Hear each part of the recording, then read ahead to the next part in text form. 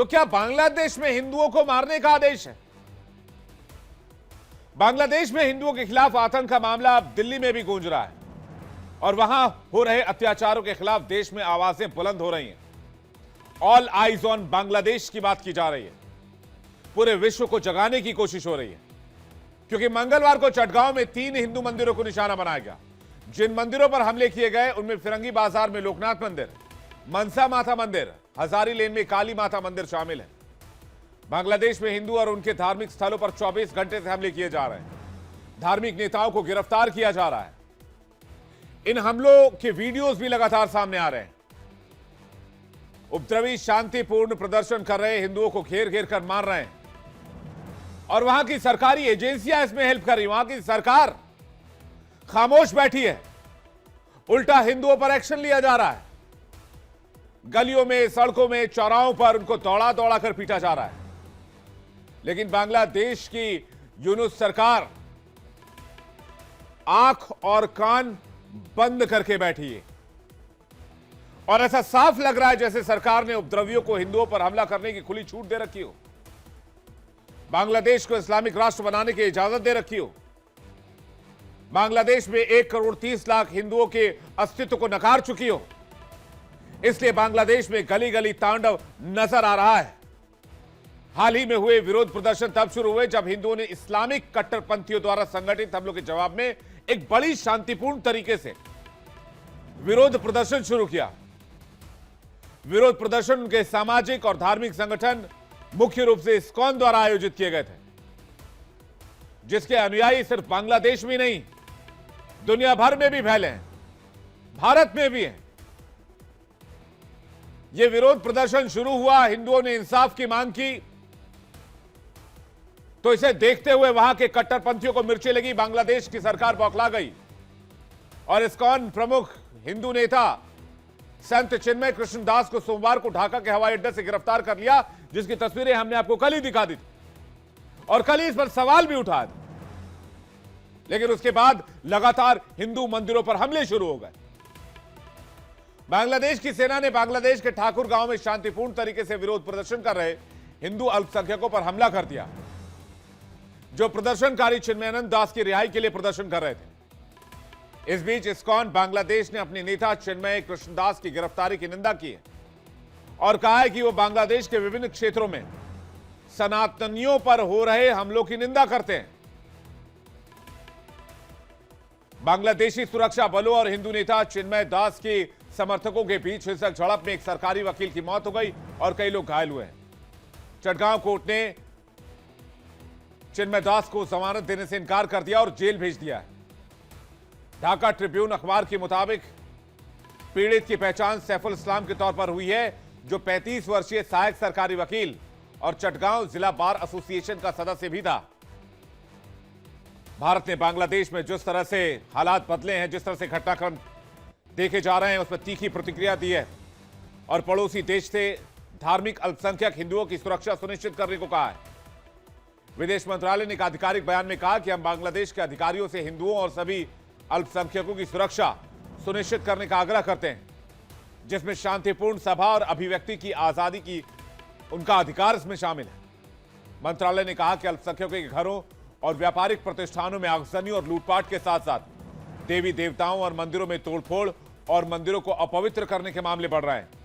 विदेश मंत्रालय ने गिरफ्तार साधु की रिहाई की मांग को लेकर शांतिपूर्ण तरीके से विरोध प्रदर्शन कर रहे हिंदुओं पर हो रहे हमलों पर भी चिंता व्यक्त की है। लेकिन बांग्लादेश में हिंदुओं पर हो रहे हमले को लेकर भारत में नेताओं ने भी अपनी प्रतिक्रिया दर्ज कराई है। केंद्रीय मंत्री गिरिराज सिंह और आंध्र प्रदेश के डिप्टी सीएम ने घटना को निंदनीय बताया। साधु संत इस पर नाराजगी जता रहे हैं। इस मामले में संयुक्त राष्ट्र से हस्तक्षेप करने की मांग की जा रही है। It's very painful to see what's happening out there, and we are being. If anything happens in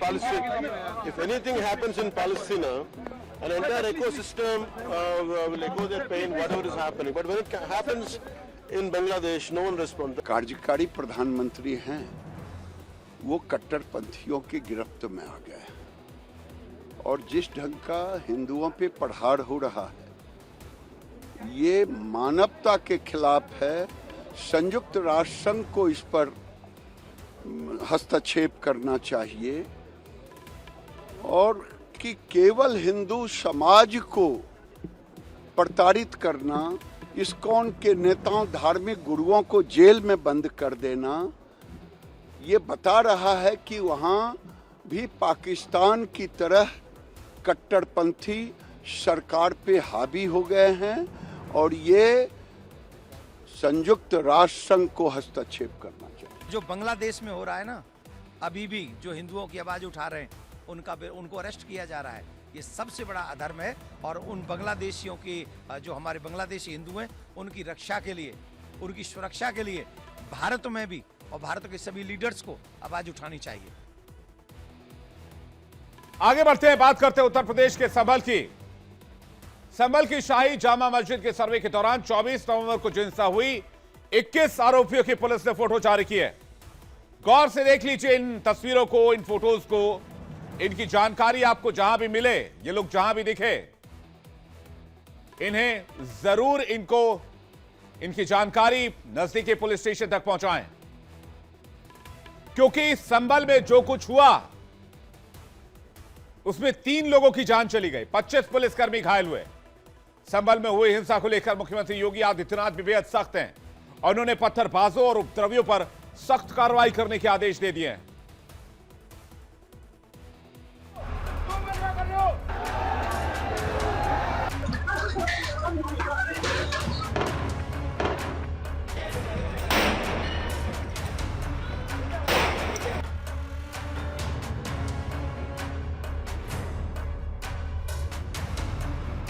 UP के संभल में जो हुआ वो तस्वीरें सभी ने देखी। गलियों में पड़े पत्थर,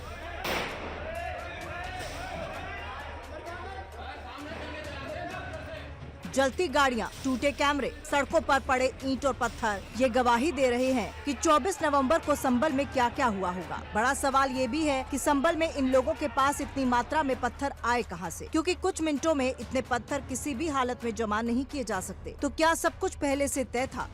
जैसे अभी बताया कि पीड़ित परिवार के लोगों को, परिवार को उठा करके लेके गए वहाँ से, घर से उन पर दबाव बनाया जा रहा है कि उनसे खाली कागज पे, कोरे कागज पे सिग्नेचर, अंगूठे लिए गए और उनकी तरफ से मुकदमा दर्ज कर दिया गया है कि हम लोग गुजर रहे थे, 2 पक्षों में फायरिंग की, उस पर हमारी गोली चल गई। ऐसा जुल्म ज्यादती होगा तो क्या कानून रहेगा? आप लोग चौथा स्तंभ है, मेरी मांग है, आप लोग सच्चाई दिखाइए। संभल में भड़के शोलों की गूंज संसद में भी सुनाई दी। संसद से लेकर सड़क तक बवाल देखा गया। यूपी के संभल की शाही जामा मस्जिद के सर्वे को लेकर भड़की आग अब धीरे धीरे शांत होने लगी है, लेकिन संभल के सियासी खलनायक और जामा मस्जिद सर्वे पर भड़काऊ बयानबाजी आग में घी डालने का काम कर रही है। संभल घटना में माहौल बिगाड़ने को लेकर सपा सांसद जियारुर रहमान बर्क, सैयद सरवर चिश्ती और मौलाना तौकीर रजा के विवादित बयानों ने इस मामले में तूल देने की पूरी कोशिश की। हालांकि बर्क और सपा विधायक नवाब इकबाल के बेटे के खिलाफ केस दर्ज किया गया। गलत बात है। प्रशासन कैसे, माननीय न्यायालय का आदेश था, उसको लेकर वहां पर जांच करने जा रहे थे। एक मोहल्ला पूरा घेर के हजारों लोग आके अब ईंट पत्थर, जानलेवा हमला, बंदूक, हथियार, तलवार लेके आएंगे, ये तो गलत बात है। विजुअल्स हैं भाई उसके, कहाँ सब लोग झूठ बोल रहे हैं। वो पूरा माहौल देखिए संगठित होता है, वहाँ के लोकल नेताओं में उन लोग आग झोंक देते हैं और बच्चे बेचारे, मासूम बच्चे सब आ जाते हैं ईंट पत्थर, बंदूक लेके, तलवार लेके। यही कश्मीर में होता रहा, वहाँ अब ये लोकल नेता सब संभल के यही कर रहे हैं। गलत बात है ना ये। सर अब राहुल गांधी कह रहे हैं कि वो जाएंगे, अखिलेश यादव, ये ऐसे लोकतंत्र में ऐसी देखिए आग और ये पेट्रोल डीजल डालने वाली बात है, ये अच्छी बात नहीं है। ये जहां पर मामले को शांत करना है वहां पर आप फिर से इसको तेज करने जा रहे हैं। भाई दुखद है किसी की मृत्यु, एक बच्चे की, किसी परिवार की, लेकिन वो नेताओं ने जो भाषण दिया, जो पत्थर हाथ में थमाए, जो बंदूक, जो सारी तलवारें थमाते हैं, उन लोगों पर जरूर जांच होनी चाहिए। हम चाहते हैं कि संभल में जो घटना घटी है इस पे चर्चा हो, और हमने स्पीकर साहब को भी लिख के दिया है और कई हमारे सांसदों ने नोटिस भी डाले हैं, क्योंकि वो चाहते हैं जो भी उत्तर प्रदेश के संभल जिले में हुआ है उस पर चर्चा हो, और जिस तरह की अमानवता का व्यवहार जो सरकार और प्रशासन द्वारा दिखाया जा रहा है लोगों के लिए, उस पर हम बोलना चाहते हैं और हम अपनी बात रखना चाहते हैं सदन के पट पर।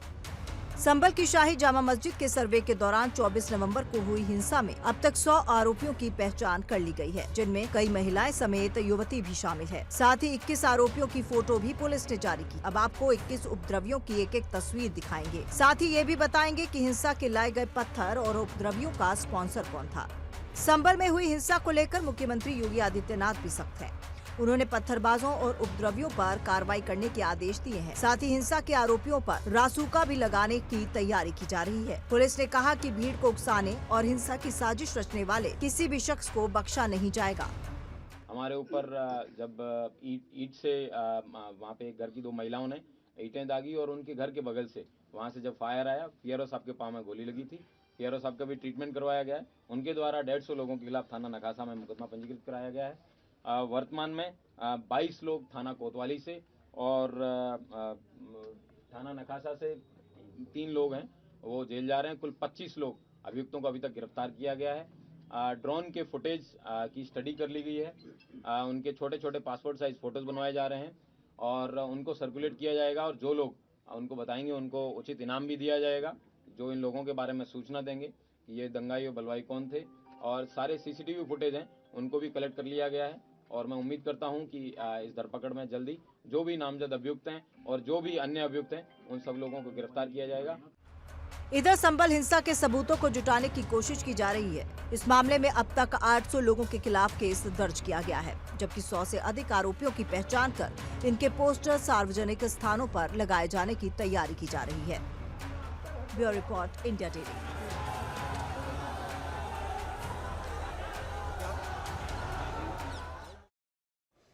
तो ये तो संभल की स्टोरी मैंने आपको बता दी। अब आपको लिए चलते हैं महाराष्ट्र और सबसे बड़े क्वेश्चन को सॉल्व करने की कोशिश करते हैं। महाराष्ट्र का अगला सीएम कौन होगा? हिंदी फिल्मों का एक बड़ा मशहूर गाना है, प्यार हमें किस मोड़ पर ले आया। इसको आप कन्वर्ट करके ऐसे कर सकते हैं कि नतीजा हमें किस मोड़ पर ले आया। कि सबसे बड़ा सामने सवाल आकर खड़ा हो गया कि महाराष्ट्र का अगला सीएम कौन होगा। यह पर्दा हटने में अब ज्यादा वक्त भी नहीं बचा है। गुरुवार को जब एकनाथ शिंदे, देवेंद्र फडणवीस और अजीत पवार दिल्ली में होंगे, गृह मंत्री अमित शाह से मुलाकात करेंगे, तो माना जा रहा है कि इस सवाल का जवाब भी मिल जाएगा। फिलहाल रेस में बीजेपी की तरफ से देवेंद्र फडणवीस का नाम चल रहा है, लेकिन अंदर खाने से एकनाथ शिंदे भी पीछे नहीं है। सबसे बड़ी पार्टी होने की वजह से फडणवीस की दावेदारी बनती है। हालांकि इस बीच खबर यह भी आ रही कि बीजेपी देवेंद्र फडणवीस के अलावा भी कुछ और दूसरे विकल्पों पर विचार कर रही है। सूत्रों की माने तो बीजेपी की तरफ से विनोद तावड़े, आशीष शेलार, राव साहब दानवे, सीआर पाटिल, जो कि वर्तमान में केंद्र सरकार में जल शक्ति मंत्री हैं, के नाम पर भी देवेंद्र फडणवीस के बाद सीएम बनाने को लेकर चर्चा की जा रही है। वजह क्या है? वजह देवेंद्र फडणवीस का बीजेपी पार्टी के अंदर ही ठीक से सपोर्ट न मिल पाना बताया जा रहा है। हालांकि सूत्रों के हवाले से यह खबर है और इसमें दावा यह भी किया जा रहा है कि देवेंद्र फडणवीस को सीएम बनाए जाने को लेकर एकमत नेता नहीं है, विधायक नहीं है। विरोध की दबी आवाज सिर्फ बीजेपी के भीतर ही नहीं सुनाई दे रही, बल्कि सहयोगियों की तरफ से भी सुनाई दे रही है। सूत्रों की माने तो एकनाथ शिंदे की शिवसेना के कई विधायकों ने यहां तक कह दिया है कि अगर देवेंद्र फडणवीस सीएम बने तो हम पार्टी छोड़ देंगे। ऐसी सूरत में क्या होगा, यह कल ही साफ हो पाएगा। लेकिन जब महाराष्ट्र चुनाव के नतीजे आए 4 दिन हो चुके हैं और मुख्यमंत्री पद पर चेहरा अभी तक साफ नहीं हो सका है, तो अचानक टाइमलाइन घूमती नजर आती है और वक्त हमें 5 साल पीछे ले जाती है। 2019 के विधानसभा चुनाव को याद कीजिए। कमोबेश स्थिति कुछ ऐसी ही थी। चुनाव के नतीजों के बाद बीजेपी शिवसेना को बहुमत मिला था, जनादेश मिला था सरकार बनाने का, लेकिन खींचतान शुरू हुई। बीजेपी ने तब 105 सीटें हासिल की थी। तब भी बीजेपी की अगुवाई में महाराष्ट्र में देवेंद्र फडणवीस सीएम बनने की रेस में थे। बात जब मुख्यमंत्री बनाने की आई तो शिवसेना की तरफ से उद्धव ठाकरे, जिनकी पार्टी ने 56 सीटें जीती थी, उन्होंने भी मुख्यमंत्री पद की मांग की। लंबी बातचीत के बाद 2.5 साल के लिए मुख्यमंत्री पद के लिए दोनों के बीच फॉर्मूला तय हुआ। लेकिन पहले कौन बनेगा, इस पर दोनों पार्टी की राय अलग हो गई। उसके बाद उद्धव प्रदेश के मुख्यमंत्री बने, लेकिन कांग्रेस और एनसीपी की मदद से। फिर 2022 में उद्धव की पार्टी शिवसेना टूट गई और एकनाथ शिंदे बीजेपी की मदद से कम सीटें होते हुए भी मुख्यमंत्री बन गए। देवेंद्र फडणवीस डिप्टी सीएम बने। इसके बाद अजीत पवार ने एनसीपी को तोड़ते हुए सरकार का साथ दिया और डिप्टी सीएम बन गए। 2024 के चुनाव में पुरानी दोनों पार्टियों का प्रदर्शन निराशाजनक रहा है, जबकि शिंदे और अजीत पवार वाले धड़े का प्रदर्शन शानदार रहा है। यही वजह थी कि शिंदे को लगता रहा कि सीएम पद के लिए उनकी दावेदारी को कोई चुनौती नहीं है। लेकिन आखिरकार 4 दिन के बाद उन्हें यह समझ आ रहा है कि इस बार बीजेपी भी समझौता करने की मूड में नहीं है। लिहाजा उन्होंने प्रेस कॉन्फ्रेंस करते हुए साफ कह दिया कि प्रदेश में जो भी फैसला प्रधानमंत्री नरेंद्र मोदी करेंगे, जो भी उनका आदेश होगा, वो सर्वमान्य होगा, उनको मान्य होगा। और उन्होंने यह भी कह दिया कि उनको पद की लालसा नहीं है, वो एक आम नेता की तरह, आम इंसान की तरह काम करते हैं। एकनाथ शिंदे ने आज पत्रकारों से क्या कहा, आपको सुनवाते हैं। हम नाराज बिराज होने वाले लोग नहीं हैं, हम लोग लड़ने वाले लोग हैं, लड़कर काम करने वाले लोग हैं, लोगों के जीवन में बदलाव लाने वाले लोग हैं। इसलिए अभी जो विक्ट्री हासिल हुई है, इससे हमारी और जिम्मेदारी बढ़ गई है। इसलिए महायुति और तेजी से काम करेगी और केंद्र सरकार और राज्य सरकार मिलकर बहुत आगे बढ़ेंगे और निश्चित रूप से इस महायुति की सरकार स्थापित होगी।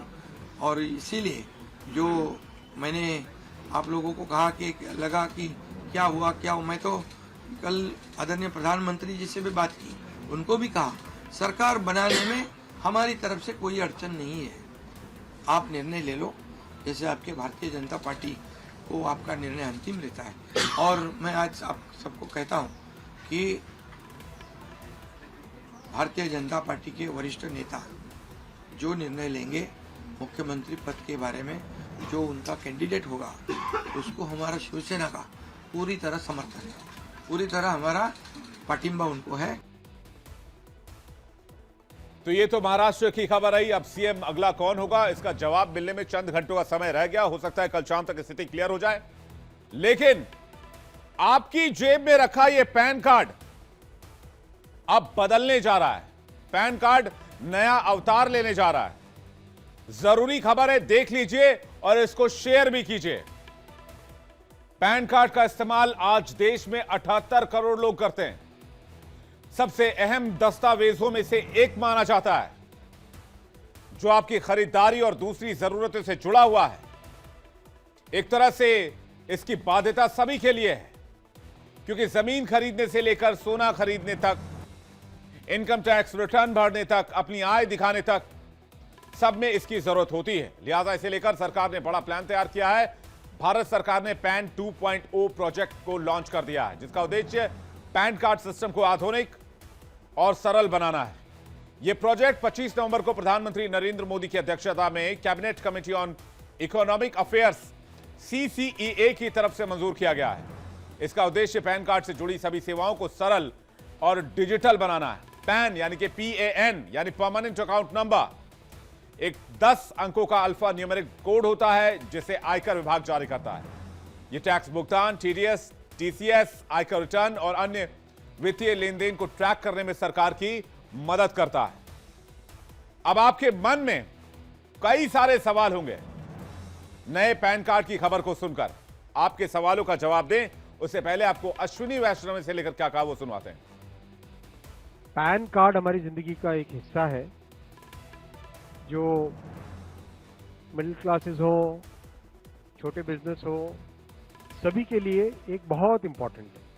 इसको हाईली अपग्रेड करके एक नए लेवल पे लाके पैन 2.0 अप्रूव हुआ।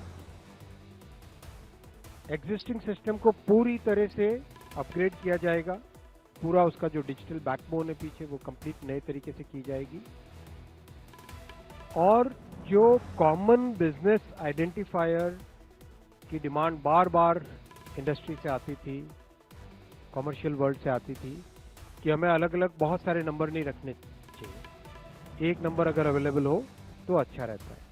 तो ये कॉमन बिजनेस आइडेंटिफायर का मिशन, इसमें प्रयास किया जाएगा कि क्या इसको एक कॉमन बिजनेस आइडेंटिफायर बनाया जा सकता है। एक यूनिफाइड पोर्टल रहेगा, क्योंकि जो सॉफ्टवेयर अभी चल रहे हैं वो सॉफ्टवेयर करीब करीब 15 साल, 12 साल, 20 साल इनकी लाइफ हो चुकी है, और एक नई सोच, एक डिजिटल इंडिया का एक नया रूप सामने आने की जरूरत है। इसके लिए पैन 2.0 आज अप्रूव किया गया। कंप्लीट पेपरलेस, कंप्लीट ऑनलाइन रहेगा, और इसमें बहुत फोकस दिया जाएगा ग्रीवेंस रिड्रेसल सिस्टम पर। किस तरह से किसी की कोई तकलीफ हो कहीं पर, किसी भी छात्र, किसी भी यूजर को, तो उसको जल्दी से जल्दी सॉल्व कर सके। अब जल्दी से आपके सवालों को सॉल्व करते हैं। पैन 2.0 क्या है, पैन का नया अवतार क्या है? यह आयकर विभाग का ई गवर्नेंस प्रोजेक्ट पैन और टैन से जुड़ी सेवाओं को डिजिटल और सरल करेगा। पैन और टैन से संबंधित सभी सेवाओं जैसे आवेदन, अपडेट, सुधार, वेरिफिकेशन एकीकृत पोर्टल पर उपलब्ध होंगी। ऑनलाइन पैन वैलिडेशन सर्विस के माध्यम से पैन ऑथेंटिकेशन, वैलिडेशन वित्तीय संस्थानों, बैंकों, सरकारी एजेंसियों, केंद्र और सरकार के विभागों को इसका फायदा मिलेगा। पैन 2.0 मौजूदा व्यवस्था से कैसे अलग है? पैन से संबंधित सेवाएं 3 अलग अलग पोर्टल पर हैं। ई filing portal, UTI ITSL portal और प्रोटेक ई गवर्नेंस पोर्टल पर। पैन 2.0 परियोजना में इन तीनों को यानी कि पैन, टैन संबंधित सेवाओं को एक कर दिया जाएगा और एक ही पोर्टल पर होस्ट किया जाएगा। पोर्टल पैन और टैन से संबंधित सभी एंड टू एंड सेवाएं देगा, पूरी तरह से इंक्रिप्टेड होगा, पेपर लेस प्रोसेस होगा और पैन का अलॉटमेंट, अपडेशन और साथ ही साथ करेक्शन निःशुल्क किया जाएगा। ई पैन पंजीकृत मेल आईडी पर भेजा जाएगा। फिजिकल पैन कार्ड के लिए आपको 50 रुपए की फीस के साथ आवेदन करना होगा। भारत के बाहर के लिए डिले जो है 15 रुपए ज्यादा देने होंगे भारतीय डाक शुल्क के तौर पर। क्या मौजूदा पैन कार्ड धारकों को कुछ करना पड़ेगा? नहीं, मौजूदा पैन कार्ड धारकों को अपग्रेडेड सिस्टम 2.0 के तहत कुछ नहीं करना होगा। क्या लोगों के पास पैन कार्ड में सुधार करवाने का विकल्प है? हाँ, ईमेल, मोबाइल या पता, नाम, जन्मतिथि आदि में कोई बदलाव चाहते हैं तो 2.0 प्रोजेक्ट शुरू होने के बाद निःशुल्क ये सेवा ले सकते हैं। क्या मुझे पैन 2.0 के तहत अपना पैन कार्ड बदलने की आवश्यकता है? नहीं, पैन कार्ड तब तक नहीं बदलेगा जब तक कि पैन धारक कोई अपडेट या सुधार नहीं चाहते हैं। पता बदलने पर पैन कार्ड की डिलीवरी कैसे होगी? कोई नया पैन कार्ड तब तक वितरित नहीं किया जाएगा जब तक कि पैन धारक अपने मौजूदा पैन में किसी तरह का अपडेशन या सुधार नहीं चाहते हैं। उम्मीद है नए पैन को लेकर आपके सवालों का जवाब मिल गया होगा, इसलिए नए पैन कार्ड को लेकर बिल्कुल चिंतित होने की आवश्यकता नहीं है, पैनिक होने की आवश्यकता नहीं है। और ये जानकारी जो मैंने आपको बताई है वो अपने दोस्तों के साथ, अपने फैमिली फ्रेंड्स के साथ शेयर करने की आपको जरूरत है। हेलो बेटा। मिस्टर विकास के साथ कौन है? बस बेटा थोड़ी देर और। वो मिस्टर विकास की फाइल आप पॉलिसी बाजार। मैम, आपका हेल्थ इंश्योरेंस क्लेम अप्रूव हो गया है, अब आप सर को घर ले जा सकती हैं। क्लेम के टाइम पे हमेशा आपकी हेल्प को तैयार। पॉलिसी बाजार, 1 करोड़ का हेल्थ इंश्योरेंस सिर्फ 390 रुपए महीने से शुरू।